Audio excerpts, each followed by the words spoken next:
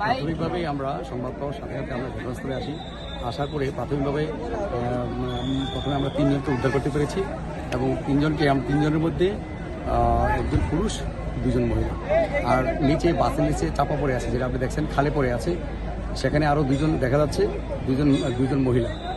এই মোট 5 জন মৃত দেখা যাচ্ছে।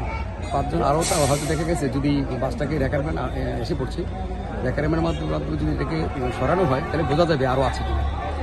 2 জন দৃশ্যমান, আরও 2 জন মহিলা দেখা যাচ্ছে, তাদের আংশিক গাড়ির নিচে আংশিক বাইরে আছে। আমরা প্রথমবার চেষ্টা করেছি রেকারম্যান ছাড়া আমাদের নিজস্ব যন্ত্রপাতিতে উদ্ধার করার জন্য, কিন্তু কাদা মাটি এবং পানি থাকায় সেটা উদ্ধার করা সম্ভব হচ্ছে না। সেই জন্য আমরা পুলিশের সহযোগিতা নিয়ে আমরা রেকারম্যান নিয়ে আসছি, রেকারম্যান সেট করা হচ্ছে। অল্প কিছুদিনের মধ্যে আমরা উদ্ধার করতে পারবো আরও 2 জন মহিলাকে, যদি আরও ভিতরে সম্ভবও থাকতে পারে।